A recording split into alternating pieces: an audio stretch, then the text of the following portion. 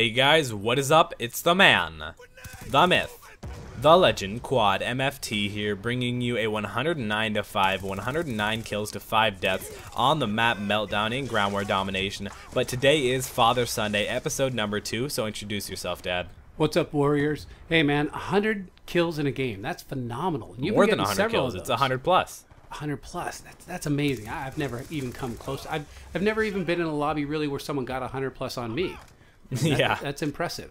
It doesn't happen very often. Yeah, I've got quite a bit of them up on my channel, so you guys can go back to my channel and check all those out. In fact, I recently got a 152 to 0, a 152 kill death ratio, or infinite kill death ratio, as many people would say, which was probably an insane gameplay. It got within kill confirmed, which getting 152 kills to 0 deaths in kill confirmed is insane. I believe it's the most kills in kill confirmed and the highest flawless in kill confirmed. Those two kind of go together with that gameplay. But again, you'll be able to click on that in the description below, of course. So I've noticed that you switched up your kill streaks or your score streaks. Yeah, I used to run the Orbital VSAT, Lodestar, and the K9 unit. Now I sort of switched it up to the Orbital VSAT, K9, and the Swarm. The Swarm is so great in my opinion. Most people get it with a lot of different guns. A few YouTubers have series like that. But I like to stick to the submachine guns in this game. The submachine guns are so very good, like the MSMC, the PDW, the Scorpion, the Vector. All of them are great in my opinion if you know how to use it. But like I said, the Swarm is very good. You know, I hate to say goodbye to the Lodestar, because the Lodestar was much like the Modern Warfare 3 Reaper. I really enjoyed using that kill streak all the time in MW3, but I'm happy to say that I'll be using it a little bit more in Black Ops 2 recently and up to coming soon gameplays, along with the Swarm and K9 unit. I think that one of the downsides of that was you actually had to pilot it, and so that left you open to dying. Oh yeah, it left you open to dying, and you couldn't get kills with your gun. Like when my Swarm and Dogs are up, I can still get kills with my submachine gun or whatever it is, and get more kills, get higher kill games, better gameplays, more action for you guys. Sometimes you have all three going at the same time. Oh yeah, it's absolutely insane when you get them all three going. The enemies practically can't spawn. As soon as they spawn, boop, it's over. Yeah, they get a dog or a swarm in their face. Yeah. So did the new Black Ops 2 update, did that mess up your play style or anything? Well, I guess it sort of conflicted with it because, like I said, I like to use a lot of submachine guns. Occasionally, I'll slap on the M27 assault rifle when I'm going for some long-range map gameplays. But I do really, I'm not really crippled by the patch too much. I know it did give the MSMC and the PDW a little bit more kick, but that doesn't affect me too much because the attachments I like to run on the MSMC are the foregrip and the suppressor. The foregrip gives you less kick, and I also just kind of like the way it looks. You know, the way your gun looks. Oh, like I've said this a few times before, maybe not in too many commentaries, but I'd like to have customizable camos, not preset camos that the makers create.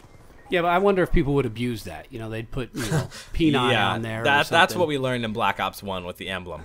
That's true. People did abuse that. But what if you could, change your character? Make him wear a dress or have a pink gun or something like that. That would be cool. I think that'd be a really cool idea. I mean, I guess people could abuse that, but I wouldn't really give too much customizable clothing to the online gaming community. Oh, well, I'd probably just leave it up to them creating it. Maybe if they put him in running shoes, he could run faster. I'd pay for that. Yeah. I'd buy the DLC for that. Which I think when you buy a map, I think it should go with you from game to game. Like, keep all the different maps? The ones you paid for, the ones you download. Oh, like Bailout from Modern Warfare 2. Bring that back into Black Ops 2? Right, I bought it. Why can't I use it? You can, but it's so annoying having to go back to the other game, and then every time you try and join a lobby, and when you leave, you're in the same exact lobby because nobody's online where you live, and sometimes you'll get connected, and some people don't speak the same language as you because of the connection. Okay. Well, hey, what about that new YouTube update? Wasn't that amazing? Oh, the new layout. It's glorious, guys. You have to check it out. If you haven't gotten the new update yet, because I know not everybody got it, it is terrible. It is absolutely horrible, guys. It is probably the worst YouTube layout I've been through, and I've been on YouTube for quite some time. It's just not good. There's a lot of wasted space. Yeah, it's like all on the right side. Your screen is just practically white. Now, I've said this before, and I heard it from one of my friends. It sounds like, or looks like, the way a preschooler made it while only using a white crayon.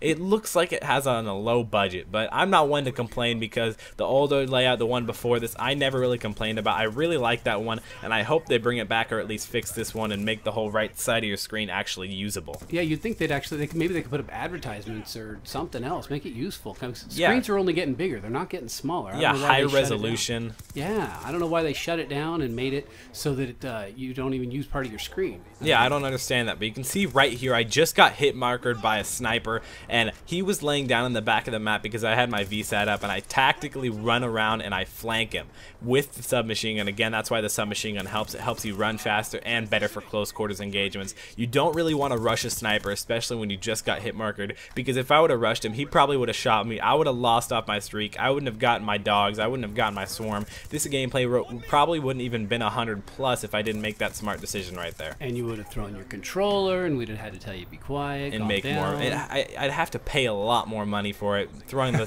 controller through the wall, elbowing my wall, punching my windows, punching babies. Oh yeah, it's terrible. We can't even keep a baby around here. It's terrible. I die one off the dogs. Boom, the baby's done. Oh man, honey, we gotta make another baby.